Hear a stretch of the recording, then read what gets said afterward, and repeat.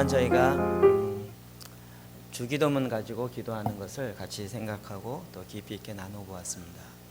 계속 제사장 기도 또 말씀 갖고 하는 기도 중심적으로 계속 반복하고 있습니다. 이제 원래 순서대로 가면 오늘 사도의 기도 3-1 사도행전 4장에 나오는 그것을 할 차례입니다. 그동안 너무 이제 말씀을 많이 이렇게 나누어서 짧게 그리고 깊이 하다 보니까 지금은 좀 큰 그림을 한 번은 볼 필요성이 있다 생각이 들어서 오늘 하루만 다윗의 장막의 회복이라는 주제로 새로운 주제로 말씀을 좀 보려고 합니다. 사도행전 15장 15절부터 17절까지 말씀 같이 한번 읽겠습니다. 시작. 선지자의 말씀이 이와 일치하도다. 다윗의 무너진 장막을 다시 지으며 또 그 허물어진 것을 다시 지어 일으키리니 이는 그 남은 사람들과 내 이름으로 일컬음을 받는 모든 이방인들로 주를 찾게 하려 함이라 하셨으니 아멘. 초대교회 오순절날 주의 성령 임하고 나서 유대인들에겐 큰 충격이었습니다. 그리고 놀라운 폭발적인 하나님의 역사가 일어났습니다. 그러나 너무나도 폭발적인 역사가 일어나면서 유대인들조차도 감당할 수 없는 일들이 일어났습니다.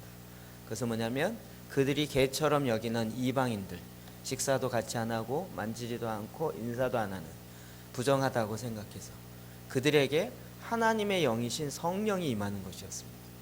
너무 놀랐고 너무 깜짝스러웠습니다. 그리고 그 이방인들에게 복음을 증거하는 사도 바울과 같은 이방인의 사도들이 나타나는 것이었습니다.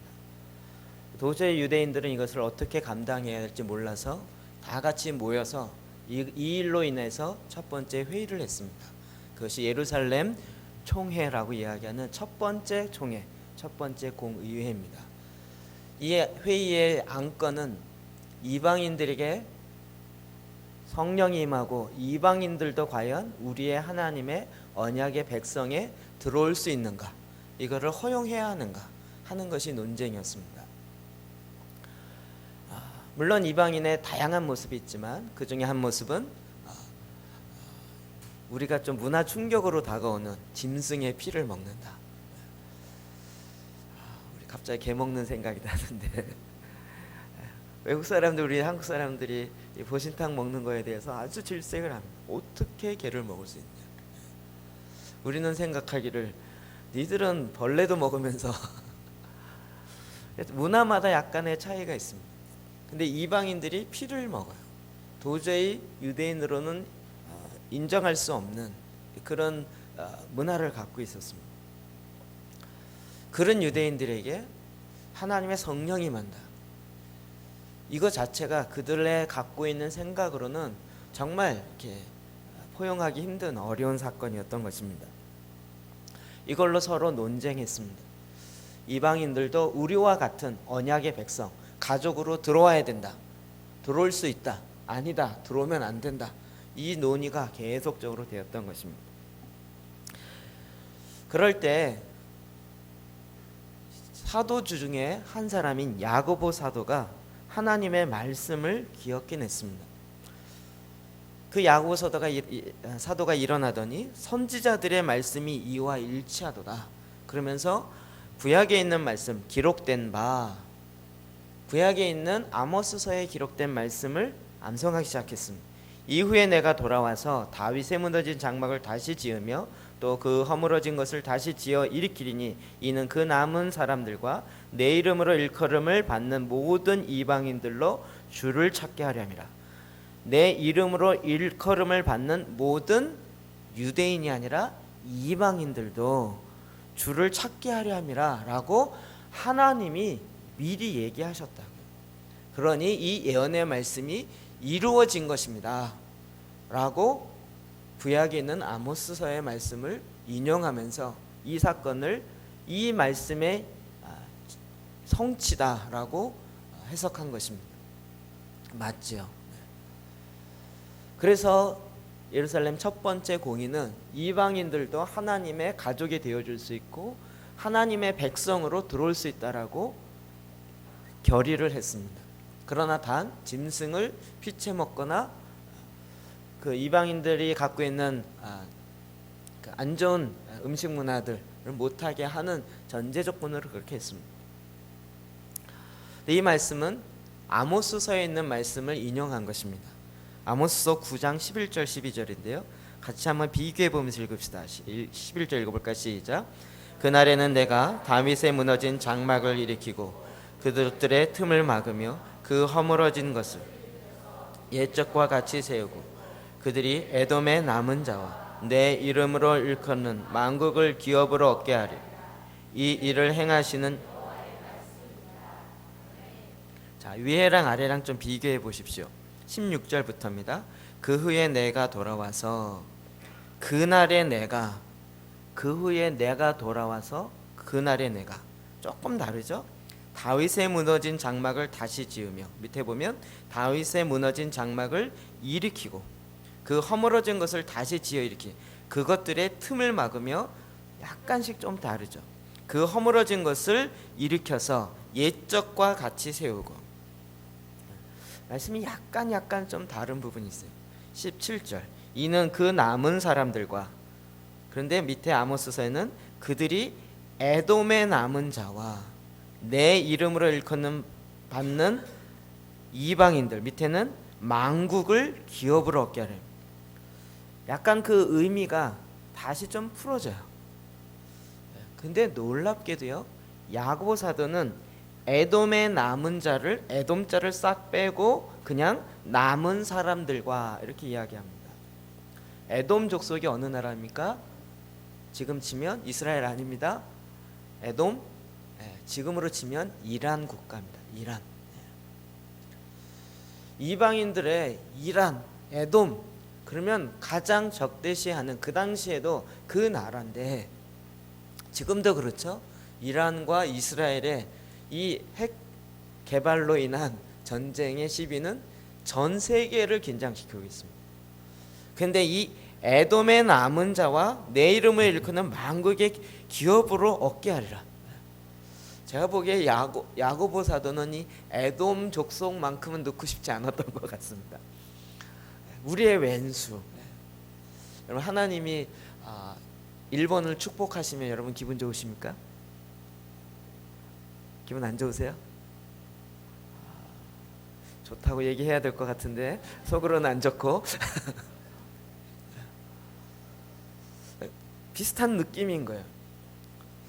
근데 지금 현재 놀랍게도요, 이란에 공식적인 선교사들을 쫓아내고 교회를 받게 하는데 부흥은 일어나고 있어요. 정말 꿈에 하나님을, 예수님을 만나서 예수 그리스도를 믿는 이런 일들이 정말 폭포수처럼 지금 일어나고 있어요. 이란에서는 하나님의 말씀을 배울 수 없으니까 그 옆에 아랍에미레이트, 그쪽 도시로 와서 거기서 성경을 공부하고 거기서 신학을 해요. 요르단 그쪽으로 넘어오는 거예요. 그럼 이런 말씀이 지금 말씀 그대로 이루어지고 있어요. 놀랍죠? 그런데 거기에 전제로 붙어 있는 것이 있어요. 내가 다시 돌아와서 다윗의 무너진 장막을 다시 지으며. 저도 그냥 휙휙 넘어갔어요. 예루살렘 성전이 무너졌으니까 무너진 성전을 다시 회복한다는 얘기구나. 근데 보니까 성전이 아니에요. 그러면 성막이겠지. 성막은 성막도 아니에요. 다윗의 장막이래요. 이런 다윗의 장막이라고 구체적으로 이름을 넣은 것에는 아주 명확한 이유가 있어요. 근데 위나 아래나 야고보 사도가 인용한 그 말씀이나 아모스 선지자가 예언했던 말씀이나 이 다윗의 장막, 다윗의 무너진 장막을 이야기하는 건 똑같아요. 다시 일으킨다는 거예요.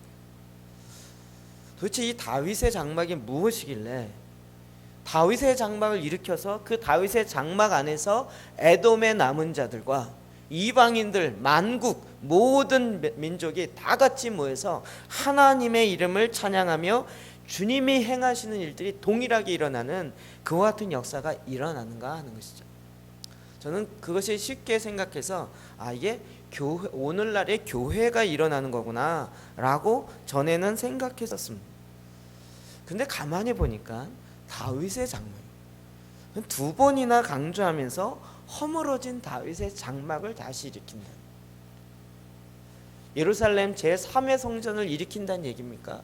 아직까지도 일어나지 않고 있습니다. 그럼 성전이 일어난다는 거 아니에요? 그러면 성막을 다시 일으킨다는 거예요. 성막은 예수 그리스도로 말미암아 완성되었습니다. 그래서 오늘날 우리가 구약에 같은 제사를 드리지 않습니다. 그럼 무너진 다윗의 장막을 다시 일으킨다라는 건 도대체 뭘 일으키는 것일까? 우리가 이것을 알려면 이제는 조금 원래 의미, 원저자의 의미를 좀 알 필요가 있습니다. 그러려면 제일 처음부터 있는 구약의 성막부터 좀 봐야 됩니다. 그럼 이 그림이 지금 성막을 모형으로 만들어 놓은 것입니다. 전체적으로 성막은 이렇게 그냥 광야 위에 천을 쳐서 옆으로 몇 미터죠? 50m.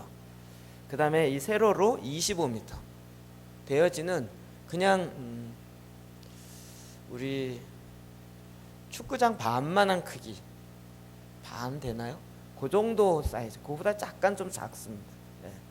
한 3분의 1 정도 되어지는 그 정도 크기의 성막의 전체. 그러나 실제 그 안에 있는 성소와 지성소, 요 지금 연기 구름처럼 나는 그 안에 표범 그 모피 가죽으로 뒤집어 씌운 거기가 성소와 지성소인데 거기는 22평입니다. 그리고 뒷부분에 3분의 1로 나누어서 마지막 뒷부분에 이게 7평 정도 되어지는 지성소입니다. 그리고 앞부분에 한 15평 정도 되어집니다. 거기가 성소입니다. 주님이 성막을 지으면서 뭐라 그랬냐면 내가 그곳에서 너를 만나겠다는 거예요. 하나님이 이스라엘 백성과 만나려는 계획을 갖고 있는데 그 만나는 장소를 만드셨어요. 하나님이 명하셨어요. 이렇게 만들어라. 모세가 만들어낸 게 아니고 하나님이 명하여서 직접 만든 것이 바로 이 성막입니다. 그 안에 성막의 가장 핵심, 이 구름이 지금 떠오르는 그 부분에 바로 법궤가 있습니다. 법궤가 오늘날에는 아직 못 찾았습니다. 한간에는 찾았다라는 소문도 있고 실제로 지금 제3의 성전을 지으려고 준비하는 모든 사람들이 그 금초대 메노라라는 7개의 가지가 6개 전체적으로 7개 가지가 있는 금초대 메노라는 것도 만들어 놓고 떡상도 만들어 놓고 향단도 만들어 놨는데 법궤는 안 만들었어요. 법궤는 왜 안 만들까요? 옛날에 있던 걸 찾았다라는 그런 학설이 굉장히 강하게 대두되고 있습니다. 대충 모양이 이럴 거라고 생각합니다. 법궤의 모양입니다. 완전 조각목에 정금으로 둘러쌌습니다. 이게 사이즈가요. 그 위에는 그룹 천사, 날개가 6개인 두 쌍씩 세 개로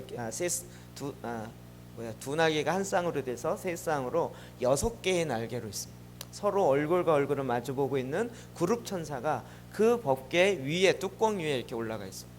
서로 마주보고 있습니다. 그리고 그 안에는 우리가 잘 아는 돌판이 2개가 있습니다. 그리고 만나를 담은 항아리와 아론의 쌍난 지팡이가 나중에 집어넣었다라는 그렇게 해서 3가지 있습니다. 그럼 그 전체적으로 보면 그 천사를 그룹 천사라고 이야기합니다. 그리고 법궤가 밑에 있는 그 궤장입니다. 그리고 그 가운데를 시은소, 속죄소 이런 겁니다. 저도 이 명칭이 익숙하지 않으니까 맨날 헷갈렸어요. 도대체 지성소는 뭐고 속죄소는 뭐고 시은소는 뭐고. 근데 이게 딱 그림을 보니까 다 이해가 돼요.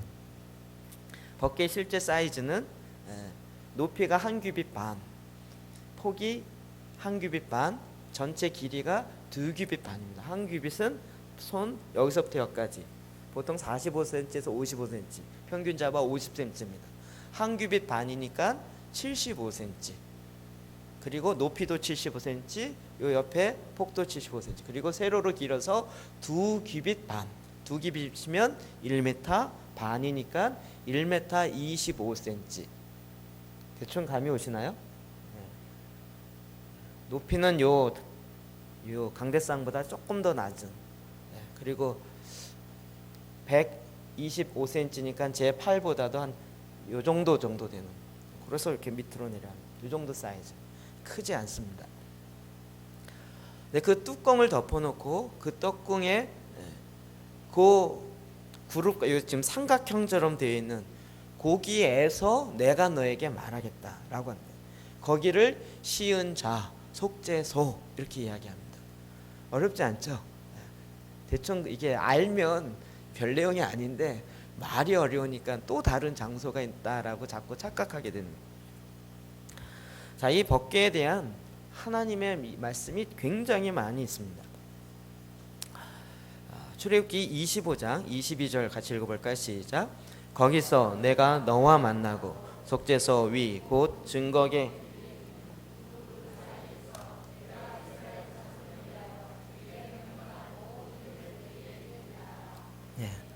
여러분, 하나님 만나고 싶습니까? 하나님 만나고 싶습니까? 만나셨습니까? 왜 못 만났을까요? 하나님 만나는 장소가 따로 있습니다. 어디죠? 지성소 아닙니다. 성전 뜰 안에서는 하나님을 만날 수가 없습니다. 성소 안으로 들어가야 되고 지성소 안으로 들어가야 돼요. 예수님 십자가에 못 박히면서 휘장이 찢어졌잖아요. 그 휘장은 성소와 지성소를 구분하는 그 가운데 있는 휘장이 찢어진 것이지 성소에 들어가는 휘장이 찢어진 게 아닙니다. 그래서 우리가 이 부분을 착각하시면 안 돼요. 여러분, 교회를 와도 교회 안은 성막 안, 아까 그 세마포로 큰 테두리를 친 성막 안입니다. 거기도 교회 아닙니다. 거기에서 번제단에서 어린 양을 잡고 자기의 죄를 속하고 이런 거 합니다. 죄를 사해 주는 것, 물두멍에서 또 씻는 것, 이런 것들이 다 성전 뜰에서 일어납니다. 그러나 그것은 하나님을 만나는 곳이 아니라 죄를 사하고 우리의 죄를 깨끗게 하는 것입니다. 하나님을 만나려면 어떻게 해야 돼요? 지성소에.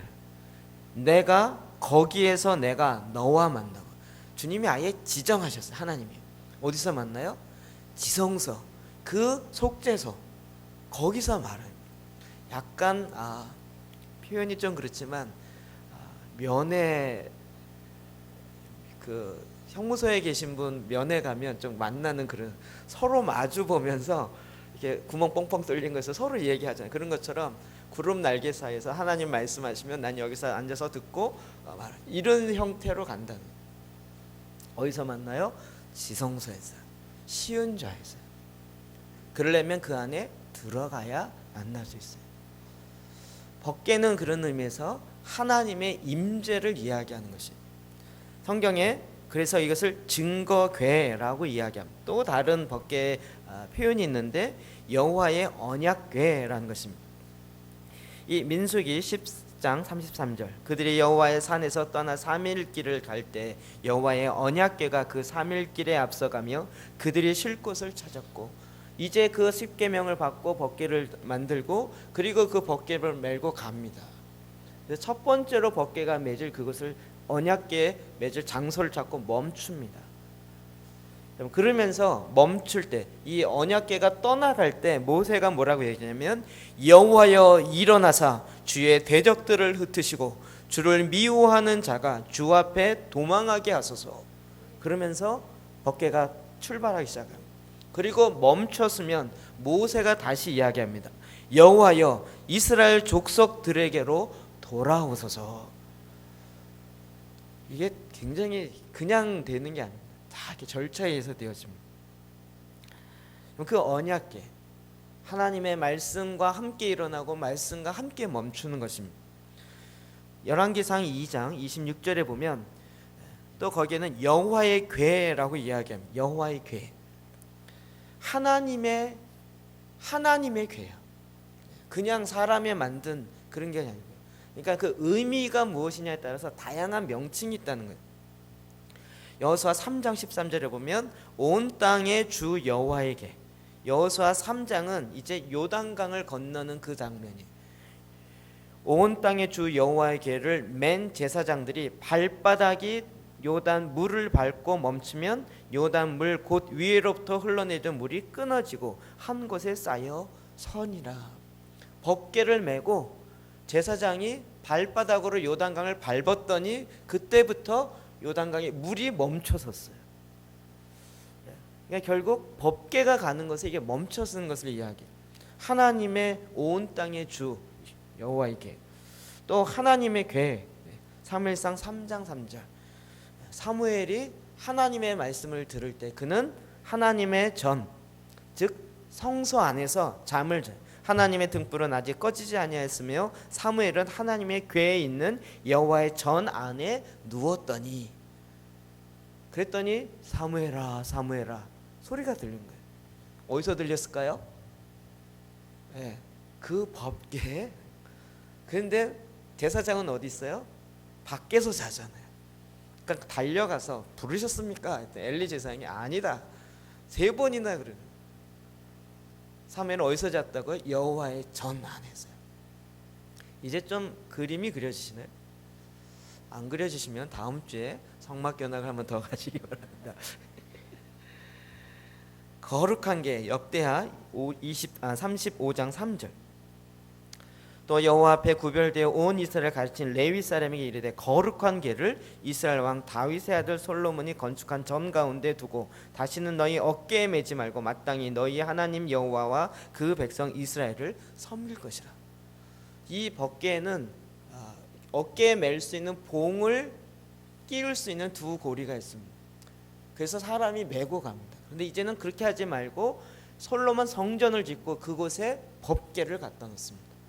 이제 다시는 그렇게 메고 다니지 않고 하나님의 거룩한 궤가 하나님의 성전 가운데 있다는 것을 이야기합니다. 시편 132편의 8절에 보면 주의 권능의 궤, 하나님의 이 언약을 궤를 통하여 하나님의 권능이 나타나요. 또 하나님의 언약궤, 사사기 20장 27절. 또 언약궤, 이 언약이라는 것이 성경의 가장 중요한 키죠. 구약 신약이 옛 언약 새 언약입니다. 언약이 가장 핵심적인 키입니다. 여호와에게 여호수아 4장 11절. 이것도 하나님의 그 요단강 건널 때의 장면입니다. 이스라엘 신에게 또 조각목으로 만들었기 때문에 조각목으로 된 궤, 다양한 표현들이 있습니다. 왜 그럴까요? 가장 중요한 것, 성막 중에 가장 중요한 것 법궤예요. 이스라엘 백성 중에 가장 중요한 것 법궤입니다. 법궤는 이만큼 중요합니다. 그래서 한 신학자는 이렇게 얘기했습니다. 언약궤는 구약에 나오는 거룩한 성물 중에 가장 중요한 것이다. 하나님께서는 다른 어떤 성물보다 언약궤에 가장 중요한 의미를 부여하셨다. 이런 이유로 언약궤의 역사를 연구해야 하는 것이 매우 당연하다. 사실 언약궤에 대한 역사는 신약의 언약궤 되시는 예수 그리스도에 대한 예언의 역사이다.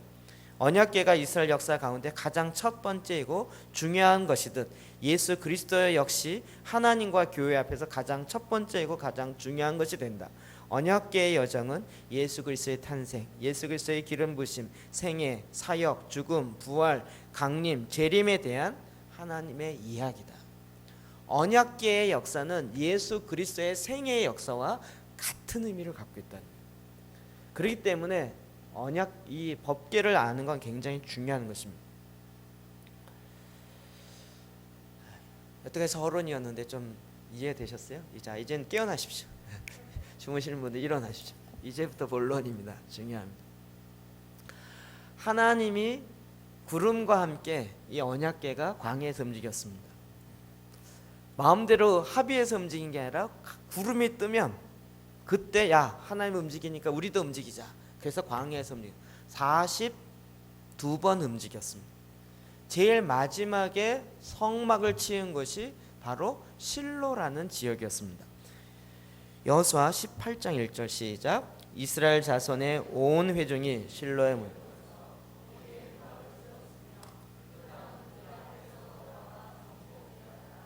아멘.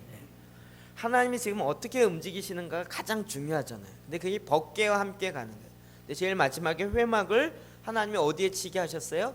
실로라는 지역에 실로 치게 했어요. 죄송합니다. 실로라는 지역에 치게 하셨습니다. 그리고 거기에 하나님의 법궤와 함께 하나님의 성막을 쳤습니다.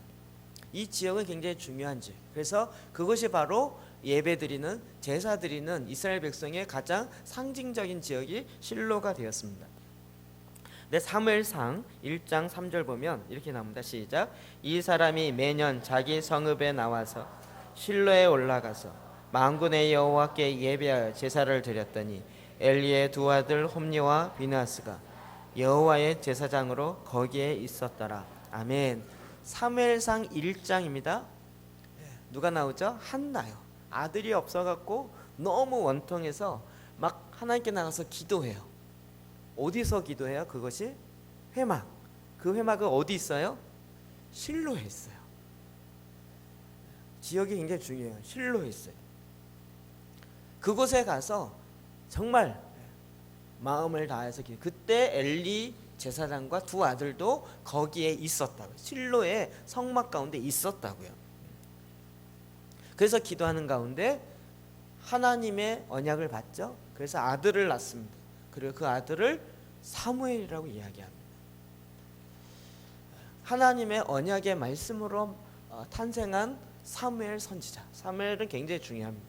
사무엘은 마지막 사사이면서 첫 번째 선지자예요. 이 사사 시대에서 선지자 시대로 넘어가는, 그리고 사울 왕에게 기름 부어 왕을 세우고 다윗에게 기름 부어 왕을 세우는, 그 나라의 왕을 세우는 그 권세를 갖고 있는 최후 도장을 찍는 사람이 바로 사무엘입니다. 그러면 사무엘이 낳게 될 때 그의 어머니 한나가 기도하는 가운데 실로에서 기도했어요. 근데 그 당시 엘리에와 그 아들, 두 아들 홈니와 비느하스가 하나님의 거룩한 그 성막에서 하나님의 거룩함을 상실한 채 자기의 이익대로 제사 드리는 것에 자기의 욕심을 부리기 시작했습니다. 하나님 앞에 나오는 제물을, 좋은 고기를 잘라서 자기가 입마이 포켓했어요. 그러면서 자기의 유익을 위해서 제사장 직분을 악용하기 시작했습니다. 하나님이 이것을 그냥 두지 않았습니다. 하나님이 사무엘에게 사무엘아 사무엘아 불러서 하나님 하신 말씀이 뭐죠? 뭘 얘기했죠? 엘리와 그 가문을 내가 심판할 것이다라는, 굉장히 무서운 얘기죠. 어린 아이 사무엘, 사무엘 아시죠? 옛날 택시 타면 오늘도 무사히 하면서 여자 같은 애 이렇게 앉아 있었잖아요. 걔가 여자가 아니고 사무엘입니다. 나시린인 거죠. 하나님께 어렸을 때부터 받침받아야지. 그 어린 아이에게 하나님이 제사장을 심판할 것을 제사장에게 얘기 안 하고 어린아이에게 얘기했어요. 제가 이제 다다음 주에 우리 수수감사절 되면 우리 온 가족이 함께 드린 예배를 할 겁니다. 우리 유치부 아이들, 우리 세미 자매만 그런 게 아니라 우리 유치부 유초동부 아이들도 하나님 말씀을 듣고 하나님 보고 천사를 보고 그래요. 그래갖고 같이 예배 드리고 하나님 본 거 있으면 우리 아이들 나와서 얘기하라고 지금 그럴 예정이에요. 두렵고 떨리는데 혹시 하나님이 목사님을 죽이신대요 이런 걸 들었다 그러면 여러분 읽기 이래야 될 상황인 거예요. 근데 희한하게요, 제사장이 직분을 감당 못해 사무엘에게 이야기했어요. 여러분 그 사건이 사무엘상 4장에 나타납니다. 3절부터 11절 볼까요? 시작. 백성이 진영에게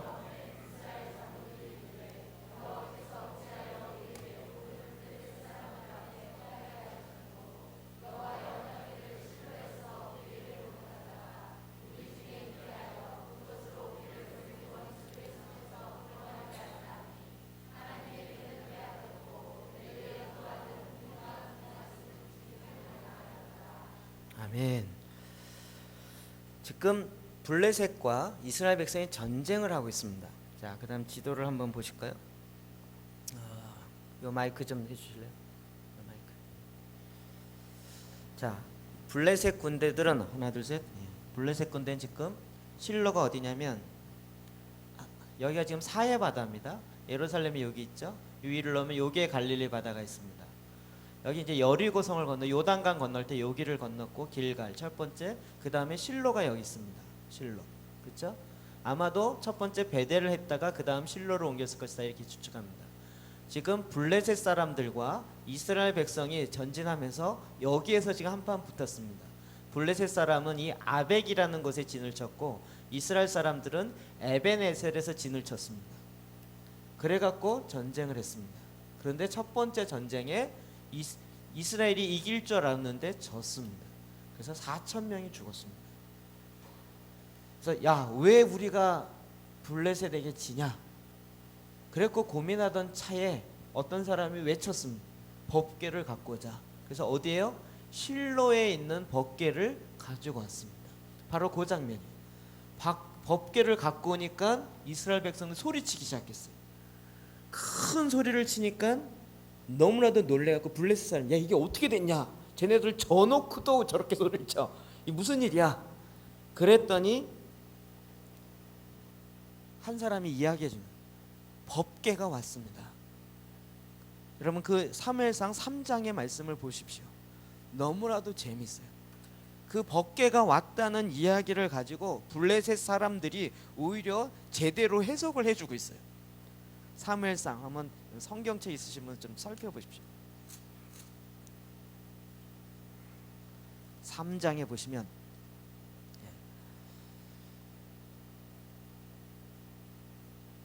4장 3절이죠. 백성이 진영으로 돌아오매 이스라엘 장로들이 이르되 여호와께서 어찌하여 우리에게 오늘 블레셋 사람 앞에 패하게 하셨는고 여호와의 언약궤를 실로에서 우리에게로 가져다가 우리 중에 있게 하여 그것으로 우리 원수들의 손에서 구원하게 하자라고 자기네가 합의해서 갖고 왔어요. 법궤는 어떻게 움직여요?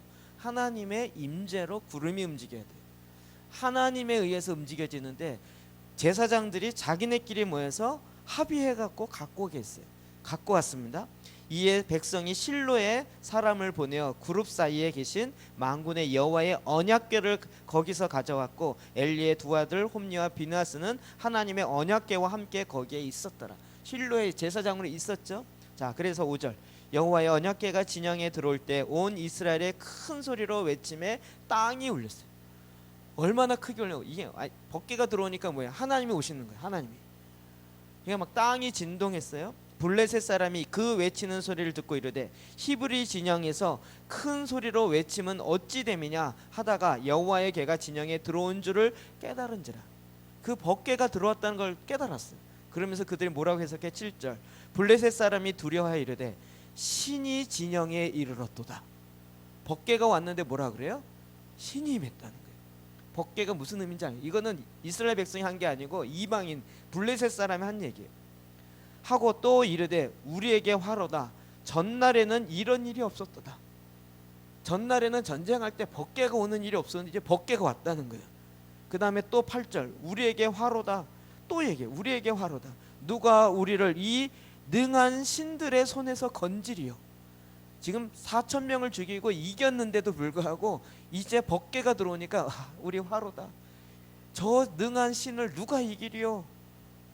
그러면서 그들은 광야에서 여러 가지 재앙으로 애굽인을 친 신들이니라. 애굽 사람을 친 그 당시 최고의 강대국이었던 애굽을 친 그 신이 왔다는 거예요. 근데 블레셋 우리는 못 치겠냐는 거예요. 9절 너희 블레셋 사람들아 강하게 되며 장부가 되라. 너희가 히브리 사람의 종이 되기를 그들이 너희의 종이 되었던 것 같이 되지 말고 대장부 같이 되어 싸우라 하고. 이 2판 4판인 거예요. 싸우라. 그리고 목숨 걸고 싸우라. 그런데 싸워서 누가 이겼어요? 블레셋이 이겼어요. 법궤가 왔는데도 블레셋이 이겼어요. 기이한 일이에요. 법궤가 가면 요단강도 갈라지고 법궤가 가면 그곳에 하나님의 그런데 법궤를 하나님에 의해서 움직인 것이 아니라 사람의 계약에 의해서 움직이니까 결국 진 거예요. 오늘날 이는 굉장히 중요한 메시지입니다. 하나님의 말씀이 중요하다는 것을 오늘날 교회에서 얘기하지 않는 교회들이 없습니다. 그런데 어떻게 해요? 자기의 생각대로 하나님 말씀을 마구 움직여요. 자기 생각대로 해석하고 자기 생각대로 마구 나가요. 그러니 문자주의, 본문주의, 그냥 교리주의로 빠지는 거예요. 말씀은 맞는데 그것의 실제가 드러나지 않아요. 죽은 의문에 적힌 것과 같이 가요.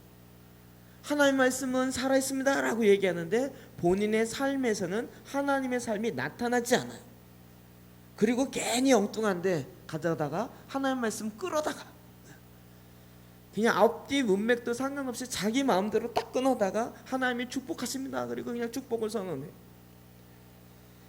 내 복 받기 위해서 하나님 말씀을 인용하는 경우가 많이 있어요. 그래서 거꾸로 망해요. 여러분, 하나님의 성막, 성전 다 말씀이 중심입니다. 여러분, 이걸 부인하는 교회는 이 세상에 별로 없습니다.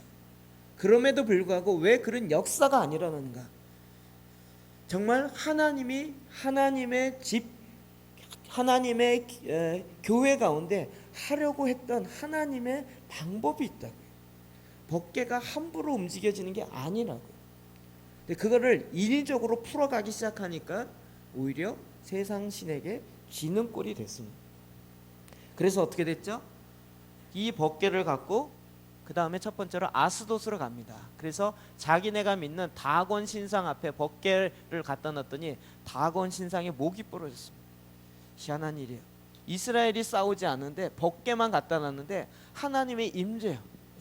이스라엘 백성은 오히려 전쟁에 졌는데 법궤만, 사과 개짝 같은 것만 갖다 놨는데 다곤 신상이 무너지면서 목이 잘라지고 손이 잘라지고 뿐만 아니에요. 그래서 야, 이게 안 되겠다. 그래서 다른 마을로 옮겨라. 그래갖고 옮겼더니 가드로 옮겼더니 이제 독정이 일어나서 그 몸에 독정이 일어나요. 그래서 온 마을에 온약이 퍼지기 시작해. 안 되겠다. 또 옮겨라. 에글론으로 옮깁니다. 에글론인데 이제는 더 이상 법궤를 갖고 있을, 전리품으로 갖고 있을, 여러분 순금으로 쌓여져 있어요. 법궤만 할 때 정금이에요. 정금. 그 자체 돈으로 따지면 조각목을 쌌지만 그 위에 구름날개가 완전 금이기 때문에 어마어마한 돈입니다. 적어도 제가 생각하기에는 그건 100억 정도 돼야 할 만한 돈입니다. 순금이니까요. 얼마나 갖고 싶습니까? 그런데 결국 법궤로 인하여서 자기네 마을에 저주가 임하니까 안 되겠다 싶어서 이제 막 젖을 뗀 소를 그 달구지에다가 법궤를 실어놓고 다시 이스라엘 진영으로 그 소를 보냅니다. 그게 바로 벳셈입니다. 그 소가 울면서 뒤를 돌아보지 아니하고 그냥 법궤를 메고 갑니다. 이걸 보면서 아, 이거는 우리가 있을 게 아니다. 이스라엘 거가 맞구나. 그리고 이방인들은 다시 보냅니다. 그런데 하나님의 법궤의 법도를 모르는 이스라엘 백성들이 법궤가 들어오니까 신이 난 거예요. 야, 법궤다. 법궤가 그냥 소가 메고 누가 몰지도 않는데 자기한테 오니까 얼마나 신나요. 그래갖고 법궤 왔다 신기하다를 법궤 뚜껑을 열어버렸습니다. 뚜껑을 열어서 보는 순간 몇 명이 죽어요? 성경마다 약간 다른데 5만 70명 그리고 5만이라고 가로가 쳐져 있어요. 어떤 성경은 70명, 어떤 성경은 5만 명. 그 문헌마다 약간 다릅니다. 어쨌든 뚜껑 열었다는 이유 하나만으로 최소한 70명이 그 자리에서 죽어버렸습니다. 하나님의 법궤가 하나님의 법도로 움직이게 되어 있지 아무나 뚜껑 열고 아무나 이렇게 가게 되어 있지 않다고요. 그래서 깜짝 놀랍니다. 그래서 이스라엘 백성이 법궤 갖고 오길 두려워서 이젠 기앗 여하림에 가서 여기서 20년 동안 묵습니다. 하나님이 기앗 여하림에 하나님 축복을 주세요. 그리고 다윗이 왕이 되고 나서 첫 번째로 한 게 바로 이 기앗 여하림에 있는 하나님의 법궤를 다윗성이 있는 예루살렘으로 갖고 오는 것입니다. 여기에 굉장히 중요한 키가 있는데 원래 법궤는 어디 있어야 돼요? 실로. 여기 있어야 됩니다. 여기에 아직 성막이 있습니다. 성막 계속 있습니다. 이스라엘 백성은 계속 기도하고 제사 드릴 때 이 실로에 가서 계속 했습니다. 근데 이스라엘 하나님이 다윗을 통하여서 법궤를 다윗이 이쪽으로 안 가져오고 그 다윗성 옆에 예루살렘 시온산 옆에 바로 거기다가 법궤를 갖다 놓은 거였습니다. 그리고 거기다가 법궤를 그냥 노천에 둘 수 없으니까 텐트를 쳤습니다. 그리고 자기가 왕으로 있는 동안 그 법궤 앞에서 하나님을 찬양하게 했습니다. 33년 동안. 이것을 향하여 장막 시대라고 이야기합니다. 그것을 다윗의 장막이라고 얘기합니다. 성막도 이야기하고, 다시 이거 좀 켜주실래요? 우리가 성막도 알고 솔로몬 성전도 합니다. 그 사이에 약간 좀 이상하게 낀 것처럼 들어있는 것이 다윗의 장막입니다. 그래서 다윗의 장막 아주 독특한 의미를 갖고 있어요. 저도 처음에 지난번 얘기한 것처럼 다윗의 장막, 저 스카프레너가 인도하는 찬양팀인 줄 알았어요. 이름도 희한하게 졌다. 처음 그렇게 들었으니까요. 그게 뭐 대단한 건지 알고, 찬양팀 이름을 어떻게 저렇게 쳤어, 무슨 장막이야 뭐. 그때까지만 해도 저도 다윗의 장막이 뭔지 몰랐습니다. 이 다윗의 장막에 대해서 알면 알수록 하나님이 이제 무엇을 회복하길 원하는지를 정확하게 압니다. 사무엘상 7장 1절 시작. 기앗 여아림 사람들이 와서 여호와의 궤를 옮겨 산에 사는 아비나답의 집에 들여놓고 그의 아들 엘리야사를 거룩하게 구별하 여호와의 궤를 지키게 하였더니 궤가 기앗 여아림에 들어간 날부터 20년 동안 오래 있은지라 이스라엘 온 족속이 여호와를 사모하니라. 20년 동안 그것이 있으면서 하나님이 그것을 축복합니다. 그리고 거기에 엘리야살이 아비나답의 아들을 한 명 세워서 아예 그 법궤 앞에 계속 지키고 서 있게 합니다. 하나님이 이걸 굉장히 축복하십니다. 다윗이 자기가 왕이 되자마자, 자 사무엘하 6장 10절 11절 시작. 다윗이 여호와의 궤를 옮겨 다윗성 자기에게로 메어 가기를 즐겨하지 아니하고 가드 사람 오벳 에돔의 집으로 메어 간지라. 여호와의 궤가 가드 사람 오벳 에돔의 집에 석 달을 있었는데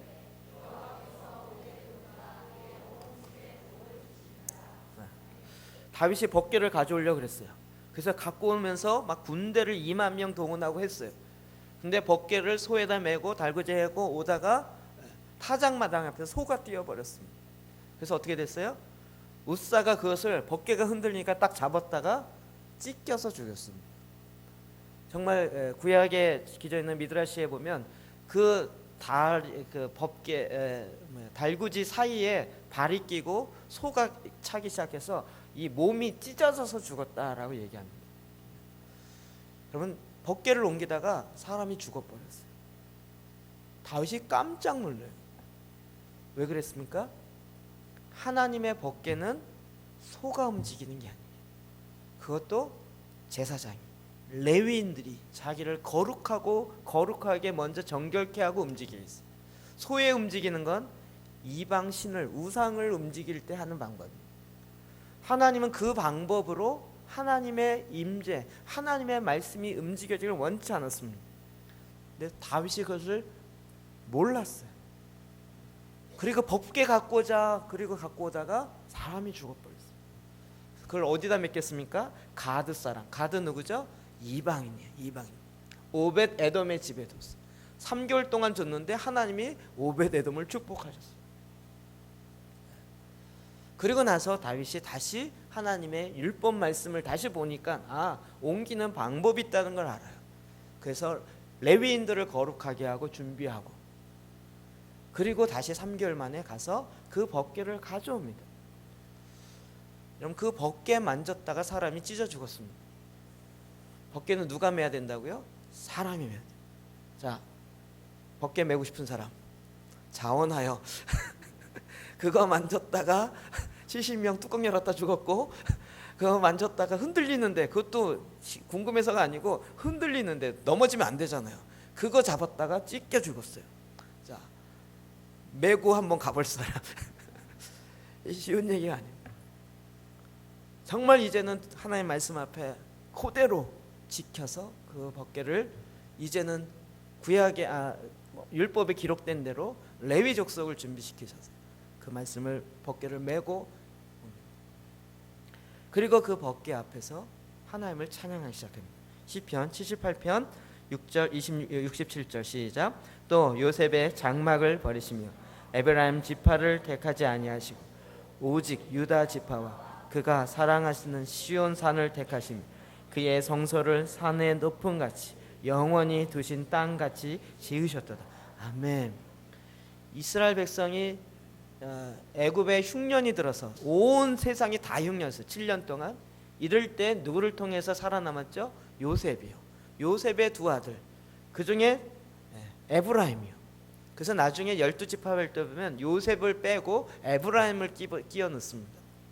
그러니까 이 가문을 살린 거는 에브라임, 요셉이에요. 그러니까 요셉에게 축복하고 요셉을 통하여 하나님의 역사를 일으키는 게 맞지 않겠습니까?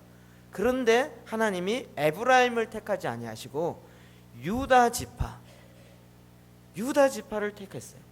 유다 지파에서 누가 나와요? 다윗이 나오고 예수님이 탄생합니다. 그리고 시온산을 택해요. 하나님이 시온산을 택했다고요. 실로가 아니라 시온산을 택했어요. 그의 성소의 산의 높음 같이 영원히 두신 땅을 지으셨도다. 하나님이 정말 택하신 곳이에요. 제가 수요 예배 때 할 때 계속 말씀드렸지만 그렇게 법궤를 놨던 그 장소가 어디예요? 아브라함이 이삭을 바치면서 모리아 산에 가서 제단을 쌓고 거기에 이삭을 눕혀놓고 잡으려고 했던 그 제단, 거기에 바로 법궤가 있어요. 거기에 바로 예루살렘 성전이 솔로몬에 의해서 세워진다. 다윗이 왜 법궤를 실로에 안 갖다 놓고 그 아브라함이 이삭을 잡으려고 했던 그 제단, 그 돌 위에 올려놨을까요? 지금도 그 돌이 있어요. 성전산에 가면 이슬람 그 모스크 돔 있잖아요. 황금돔. 그 옆에 다윗의 동굴에서 그 돌이 아직도 있어요. 왜 거기에다가 다윗이 두었을까요? 하늘 자기가 왕이기 때문에 왕이니까 법궤 내 옆에 둘 거야 이거겠습니까? 하나님이 갖고 있는 놀라운 계획을 다윗이 아는 거예요. 하나님이 뭘 원하시는지 알았어요. 그리고 그 앞에서 법궤 앞에서 레위인들을 준비시켰습니다. 그리고 24시간 33년 동안 한 번도 쉬지 않고 계속 288명의 무신을 놓고 찬양하겠어요. 그리고 그 찬양하는 동안 어디서 만나요? 법궤 앞에서. 그곳에서 내가 너와 만나고 내가 너에게 필요한 전쟁에 필요한 전략을 주고 내가 너에게 필요한 말씀을 너에게 주리라. 법궤 앞에서. 그리고 다윗이 그 앞에서 하나님을 찬양해요. 다윗이 전쟁 나갈 때마다 하나님의 전략을 받습니다. 어디서 받았을까요? 법궤 앞에서요. 그의 삶의 모든 핵심은 법궤 앞에서요. 근데 그 법궤가 실로에 있었는데 이게 솔로몬을 통해서 아까 읽었던 건 그게 합쳐집니다. 솔로몬 성전을 주면서 하나님이 그곳에 임재하는. 오늘날 하나님이 지금 무너진 허물어진 다윗의 장막을 다시 일으키겠다는 이게 뭘 의미합니까? 형식적으로 남아있는 것이 아니고 그냥 구전에 따라 있는 것이 아니라 하나님의 말씀이 살아있는 것 뿐만 아니라 그곳 앞에서 하나님을 찬양했어요. 이 법궤 앞에서 다윗이 하나님을 찬양하는 그 찬양이 너무나도 놀라워요. 시편의 대부분의 찬양은 법궤 앞에서 하는 찬양이에요. 성전에 올라가요. 그 성전 실로에 있는 성막이 아니고요. 바로 법궤 앞에 시온으로 들어가는 거예요. 거기에 3,000명의 찬양대가 하나님을 찬양하는 찬양이었어요. 그래서 예루살렘에 가까이 오면 그 시온산 가까이 오면요 생음악이 들려요. 3,000명이 찬양을 하니까요. 이런 일들이 다윗의 장막 앞에서 있었어요. 왜 있었을까요? 다윗이요. 제가 보기엔 제가 성경 구절을 못 찾았지만 다윗은 하나님의 천상의 예배를 본 것 외에는 대답이 안 돼요. 천상 예배가 어떻게 되죠? 우리 계시록에 보면 하나님의 보좌 앞에서 천국과 천사들이 거룩하다. 언제부터? 영원전부터 영원까지 하나님의 거룩함을 계속 찬양해요. 다윗이 이걸 보면서 야 하나님 앞에 보좌가 법궤다. 이 법궤 앞에서 우리도 저 천국처럼 우리도 그렇게 찬양하자. 그리고 자기가 왕이니까 사람을 돈 얼마 들어도 상관없어 해 찬양해. 그래서 찬양팀 만들었고 그리고 288명의 뮤지션에서 24시간 끊이지 않고 33년 동안 하나님을 찬양했다. 하나님 뭐라고 하셨어요? 다윗의 무너진 장막을 다시 회복하여서 내가 에돔의 남은 자들과 이방인을 그곳에서 함께 나를 알게 하리라는 거예요. 주님이 지금 마지막 다시 오실 때 지금 이 말씀이 회복해요. 저희가 지금 기도의 집을 이야기합니다. 저도 이거 그냥 기도하는 집인 줄 알았습니다. 근데 하나님 말씀을 갖고 묵상할수록 하나님 지금 다윗의 장막을 일으킨다니, 이게 저의 생각이 아니라 전 세계적으로 지금 기도의 집이에요. 태국에도 기도의 집이 10군데 지금 만들어지고, 이게 2-3년 만의 일입니다. 전 세계적으로 약 10만 개 정도의 기도의 집이 일어나요. 그 기도의 집은 그냥 기도하는 집이 아니라 다윗의 장막이 회복되어집니다. 왜요? 에돔의 남은 자들이 돌아와야 되잖아요. 가장 최대의 강성 국가라는 이슬람 강성 국가 이란도 주님 앞에 돌아와야 돼요. 왜요? 그래야 예수 그리스도의 다시 오심 재림이 완성되잖아요. 여러분, 이 일을 위해서 하나님이 뭘 지금 다시 회복해요? 다윗의 무너진 장막을 회복하는 거예요. 저희가 기도의 집을 하려는 것은 하나님 앞에서 하나님 오시옵소서, 예수 그리스도를 다시 오시려는 그분 여러분, 이게 주님이 오시려면 뭐가 돼야 돼요? 무너진 다윗의 장막이 회복돼야 된다. 이건 주님의 오심을 예비하는 길입니다. 그래서 먼저 깨달은 자가 하나님께 움직이기 시작합니다. 기도의 집 한다니까 많은 사람들이 왜 기도원 하려고 그래? 아니, 기도원이 아니고요. 그런 기도원이 아니란 말이에요. 아니, 교회가 있으면 됐지 왜 기도의 집을 한다고 또 이상한 거 하려고 그래? 어떤 사람이 저한테 그렇게 이야기해요. 네, 기도원, 교회 맞습니다. 그런데 여러분, 솔직히 이야기하면 저는 기독교 교육학을 전공했기 때문에 오늘날 교회의 모델은 회당입니다. 교회의 모델은 회막이 아니라 디아스포라로 흩어진 회당을 보면서 교회는 이래야 되겠다라고 하는 거예요. 진정한 하나님의 임재의 상징이었던 이 회막, 그리고 하나님의 다윗의 장막에 가장 하나님에 맞게 가는 것이 지금 기도의 집. 그래서 기도의 집은 찬양이 끊이지 않는 거예요. 하나님을 향한 예배가 끊이지 않는 거예요. 저희가 24시간 mp3를 틀어놓고 계속 전기 아까운 줄 모르고 기계 고장나도 좋다 이러면서 계속 지금 찬양을 틀어놓고 누구든지 와서 기도 좀 하십시오 이런 얘기가 아닙니다. 물론 기도를 통하여 하나님 일하시는 것이 있어요. 그러나 그것보다도 더 하나님 지금 무너진 다윗의 장막을 다시 일으키셔서 남은 자들 이방인들까지도 다 죽게 돌아오게 하는 마지막 완성의 그 길을 가는 것입니다. 여러분, 이 일을 위해서 하나님의 예배자들을 세우는 거예요. 우리 찬양하시는 선생님들 잘 들으세요. 여러분에게 이 말씀 여러분 위해서도 한동안 준비했어요. 자, 들으세요. 자, 선생님 일어나셔서 들으세요. 깨세요. 깨워. 옆에 깨워요. 둘 다 셋 다 깨워요. 중요해요. 다윗의 장막에 하나님을 찬양하는 자에게 뭐가 임해요? 하나님의 계시가 임해요. 예언이 임한다고요. 여러분이 여기서 찬양하다가 하나님의 말씀이 임해요. 여기서 그냥 딴딴따 하고 잘하고 나 연주 잘했다 이따위가 아니라고요. 그럴 거라면 내가 하지도 않아요. 하나님을 예배할 때 하나님의 영이 임해요. 왜요? 하나님은 영이시니 예배하는 자가 신령과 진정으로 예배하니라. 예배하는 자를 찾아요. 그래서 예배하는 자에게 하나님의 영이 임해요. 영이 임하면 뭐가 나와요? 내가 너에게 이른 말이 영이요 생명이에요. 하나님의 말씀이 나오기 시작해요. 그래서 다윗이 하나님을 예배하는데 예언의 말씀이 나오기 시작하는 거예요. 그 누구도 다윗의 장막이 뭔지 몰랐어요. 다윗 그 시대도 몰랐고요. 최근에도 대부분의 사는 한국교회는 몰라요. 그런데 하나님을 예배하니까 하나님이 마지막 때에 하고자 하는 일이 뭔지 알아요. 마지막 주님이 오십니다. 지금 세상이 진동하고 깨어 있습니다. 깨워서 뭐 할 거예요? 깨워서 뭘 해야 될지 몰라요. 그냥 눈만 버럭뜨고 잠 오는 이 무거운 눈꺼풀을 들으면서 깨어 있어야 되겠나? 눈만 뜨고 있으면 깨어 있는 게 아니고요. 주님의 오심을 예배하는 것은, 준비하는 것은 다윗의 장막이 회복되는 거예요. 그래서 예배와 기도가 함께 하나님께 올려드립니다. 이것이 요한계시록 5장 8절에 하프앤볼로 하나님을 예배하는 검은고와 금대접 성도의 기도가 하나님 앞에 다 쏟아지는 것이 바로 기도의 집의 가장 핵심입니다. 우리가 음악을 좋아해서 찬양하고 무슨 찬양학교를 통해서 무슨 이런 걸 만들어내고자 하는 것이 아니에요. 하나님의 다 무너진 다윗의 장막을 회복하는 것은 바로 다시 오실 예수 그리스도를 예비하는 것이고 깨어 준비하는 것이에요. 지금 저 그리스도는 예수 그리스도가 다시 오실까 봐 너무 두려워서 어떻게 하면 못 오게 할까? 예수님이 지금 너희가 본 그대로 승천하시면서 뭐라 그랬어요? 천사들이 너희가 본 그대로 오리라. 거기가 어디예요? 감난산. 원래 감난은 아니에요. 올리브산이 올리브산.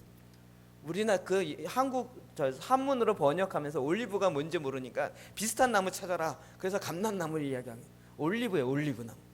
올리브산에 그곳에서 하나님 예수님이 승천하셨어요. 너희가 본 그대로 오리라.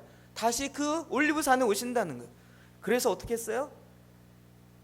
지금 이슬람 사람들이 그곳에 오지 못하게 하려고 그 주위를 둘러싸고요, 못 오게 하는 거예요. 동문으로 오신다니까 동문은 아예 콘크리트로 다 막아버렸어요. 아니, 콘크리트 막았다고 예수님 못 오십니까? 얘들이 두려워가지고 동문을. 그리고 지난번 이야기한 것처럼 저 재밌더라고요. 그러니까 그 동쪽에 보면요, 무덤이 있어요. 그 무덤 왜 있어요? 부활을 보려고? 아니에요. 유대인들은요, 무덤을 가장 저주스러운 거라고 생각해요. 예수님 오다가 무덤 보면 이 저주다 그래서 안 오실까봐 그 앞에 무덤으로 바리케이트를 쳐놓았다는 거예요. 이렇게 예수님 오시는 걸 가장 두려워요. 그런데 그래서 어떻게든지 온 세계를, 경제를 무너뜨리고 정치를 하나로 만들어서 아예 통합해버리고 전 세계 3분의 1을 죽여버리고 뭐 난리를 치겠지만 상관없이 하나님을 찬양하는 예배자의 군사가 일어나요. 우리가 아까 찬양 그렇게 했습니다. 지금은 엘리야 때처럼 하나님의 말씀이 회복돼요. 다윗처럼 예배가 회복돼요. 제가 왜 성가대를 안 하냐고요? 성가대는요, 여러분, 콘스탄틴의 유물입니다. 이제는 성가대만 찬양하는 게 아니에요. 성가대만 저 뒤에서, 머리 뒤에서 멋있게 찬양하고 우리는 그냥 예배에 참석하는, 이게 아니라고요. 다윗의 때처럼 모두가 다 주님 앞에 나와 춤추고 주님을 예배하고 주님을 기뻐해요. 왜요? 예배할 때 하나님이 임하시니까요. 하나님의 임재, 하나님의 임마누엘이 바로 하나님의 방법대로 있는 거예요. 우리가 하나님께 무슨 헌금을 많이 드리고 뭘 내가 희생을 많이 해서 하는 것이 아니라 하나님이 내신 그 방법대로. 다윗이 그거를 나중에 깨닫고요, 너무 기뻤어요. 하나님 앞에 이 다윗의 장막을 회복하는, 하나님 앞에 드리는 것을 한 거죠. 그래서 아모스 선지자를 통해 말했고요, 사도행전에 이야기한 거예요. 마지막 때 그날이 언제일까요? 그날에 예수님이 초림이라고 생각합니다. 아니요, 초림이 아닙니다. 사도행전 15장이잖아요. 그날이 언제일까요? 예수님이 다시 오시는 그날이에요. 다시 오시는 그날에 하나님이 이 일들을 행하시는 거예요. 그래서 하나님을 예배하는 자들에게 이제 하나님의 영이 부어져서 예언하고, 자녀들이 예언하고 청년들이 환상을 보는 일들이 나타나기 시작하는 거예요. 우리가 기도만 해도 에돔의 자손들이 그냥 밤에 꿈꾸다가 예수님을 만나는 일이 일어나는 거예요. 왜요? 말씀에 기록되어 있으니까요.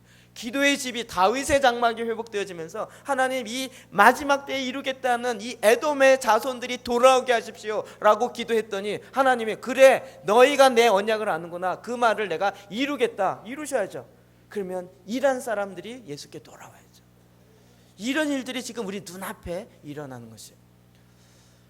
그럼 이것은 마지막 때에 하나님이 하시려고 했던 놀라운 계획이 풀어지고 있습니다. 이게 너무나도 미국에 기도의 집 하는 쪽으로 많이 젊은이들 몰려가기 시작하니까 한국은 또 교인 뺏겼다고 2단이네 3단이네 난리를 치고 있습니다. 왜요? 아직 실로에 있기 때문에. 하나님이 지금 어떻게 이 법궤가 움직여지는지를 전혀 감 못 잡고 있어요. 실로에 몇만 명 모이느냐가 최고예요. 오늘 우리 2만 명 모였고 오늘 10만 명 모였다. 10만 명 모이면 뭐 하냐고요? 법궤가 없는데. 하나님의 계시의 말씀이 풀어지지 아니하는데 그러면 뭐 하냐고요? 하나님이 지금 어떻게 움직이기 원하시는지 성경에 정확하게 기록되어 있어요. 우리가 그 말씀 뭐예요? 왜 다시 구약으로 돌아가냐? 다윗의 장막, 오늘 예수님의 시대고 오늘 교회 시대인데 왜 구약으로 돌아가냐? 여러분, 구약이 아닙니다. 제사장, 신약에 어마어마하게 남은, 우리를 왕같은 제사장 삼으신, 계시록에도 나라와 제사장 삼으신 그에게 세세 무궁토록 영광이 돌릴지어다. 우리 종교개혁의 후예자는 만인 제사장설을 인정하고 주장하는 자들, 모든 사람이 다 제사장이에요. 제사장 여러분, 제사장으로 뭐 하고 있습니까? 제사장은 그냥 에헴하고 앉아있는 자들이 아니라 그 다윗의 장막, 다윗의 장막은 결국 하나님 천상에서 예배가 이 땅에서 이루어지는 완성의 그림의 모델이 돼버린 거예요. 그래서 오늘날 우리가 그 모델을 보면서 어떻게 이 땅에 완성해야 되는지 보는 거예요. 저는 그냥 찬양하는 몇몇 사람이 아니라 우리 모든 사람들이 다 예배자가 되는 거예요. 모든 사람들이 다윗의 장막에서 주님을 찬양하고 주님께 나가 중보하며 기도하는 이 역사를 하나님이 우리 가운데 알게 하신 거예요. 그래서 계시가 임해요. 그러니까 지금이 마지막 때라는 걸 알아요. 우리는 잠자고 있는 미련한 처녀와 같이 신부와 같은 자가 아니에요. 이제 신랑 신부를 떠나서 신랑의 친구들이 되는 거예요. 예수님의 신랑이 온다라고 외치는 자들이. 이게 벌써 저는 시작됐다고 믿습니다. 이제는 깨어나야 된다라고 얘기할 때가 아니라 신랑의 친구들이 돼요. 선도주자는 깨어난 자들이 아니고요, 신랑의 친구가 되어서 잠자고 있는 사람을 깨우고 있는 자들이 선도주자예요. 마치 세례 요한과 같이 그 일을 저와 여러분 가운데 하기 원합니다. 저에게 깨닫고 나서요, 이거는 주님께서 마지막 때 하시겠다고 하는 완벽한 필연이구나, 실제이구나 라고 더 알게 됐어요. 이 법궤 중심의 다윗의 장막은 좀 다르더라고요. 실로에서 성막 안에서 있는 그 법궤와 이제는 다윗의 장막 안에서, 그래서 지성소 중심의 신앙생활로 바뀌어야 된다. 우리가 성전 등에서 내가 제사를 3,000번 드렸습니다, 1,000번 드렸습니다, 이거보다 더 중요한 건 지성소에 들어와서 하나님의 말씀을 들으라고요. 내가 예배에 10년 동안 한 번도 빠지지 않았습니다 라는 것보다 더 중요한 건 이제 지성소에 목사님이 들어가셔서 알려주세요. 그건 구약이에요. 그걸 이제 완성하셨다고요. 저와 여러분을 다 제사장 삼으셨다고요. 그래서 누구든지 이제 들어오라는 거예요. 예수님 십자가에 달리실 때 하나님이 휘장을 위에서부터 아래로 찢으셨잖아요. 들어오라고요. 나에게로 오라. 나랑 변론하자. 나와 이야기하자. 이제는 예수 그리스도의 보혈을 의지하여 담대히 하나님의 지성소에 들어가는 시대입니다. 자꾸 오늘날 이 개신교는 희한하게요, 구약으로 돌아가요. 목사님들 들어가야 되고 성가대원들 들어가야 되고 무슨 신학교 나온 사람 들어가야 되고. 천만에입니다. 신학교가 언제 생겼어요? 신학교라는 제도가 언제 생겼어요?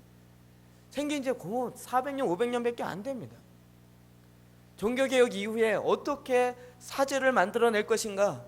캐톨릭은 이렇게 만드는데 우리는 어떻게 만들 것인가? 학교 통해서 만들자, 이래서 만든 거예요. 그럼 400년 전에 목사는 어떻게 만들어졌냐고. 그럼 그거는 사람의 제도에 의해서 잘못됐다는 얘기가 아니라 그냥 그 시대의 필요에 따라서 그것을 담기 위해서 만들어놓은 그릇이라고. 하나님이 지금 이 시대 마지막 때 여러분 모두를 다 다윗의 시대로, 엘리야 때처럼 하나님의 권능이 풀어지고 하나님의 예배가 풀어지고 하나님께 나아가서 하나님의 이 마지막 대마지막 주자로서 달려가는 이 일을 저와 여러분에게 하는 거예요. 제가 임직할 때 다른 조건 하나도 안 냈습니다. 단지 제사장기도 하나였습니다. 제사장기도 안 하면 안 됩니다. 제사장기도 하는 조건으로 임직하겠습니다. 몇몇 분 제가 그렇게 얘기했던 거 기억나시죠? 오직 하나요. 제사장으로 제사장 직분을 감당하는, 제사장으로 이 세상에 나가서 하나님의 말씀을 증거하는, 그 말씀으로 말미암아 하나님이 이제 저와 여러분을 하나님의 거하시는 거룩한 성전 삼으셔서 하나님의 교회 되셔서 이 땅 가운데 하나님의 제사장으로서의 사명을 하게 하신 것, 이것이 바로 다윗의 장막의 완향이었던 것입니다. 오늘 그것을 회복하고 계십니다. 그래서 여러분, 제사장들은 법도를 알아야 돼요. 말씀을 알아야 돼요. 그리고 내 마음대로 알면 안 되고, 내 마음대로 뚜껑 열면 안 되고, 내 마음대로 말씀 움직이면 안 되고, 하나님이 원하시는 대로 하나님이 움직이실 때 같이 움직이는 것이 훈련돼야 돼요.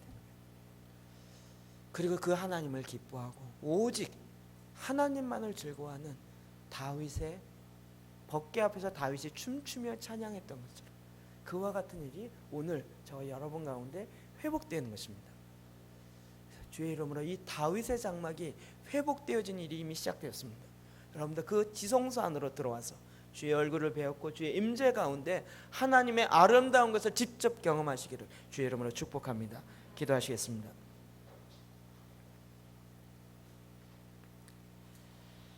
하나님 아버지, 시간 기도하기 원합니다. 저희가 기도할 수 있도록 기도의 영을 충만하게 부어 주옵소서. 오늘 나에게 주신 말씀 잡고 우리 주님 앞에 나아 같이 한 목소리로 기도합시다. 기도하겠습니다.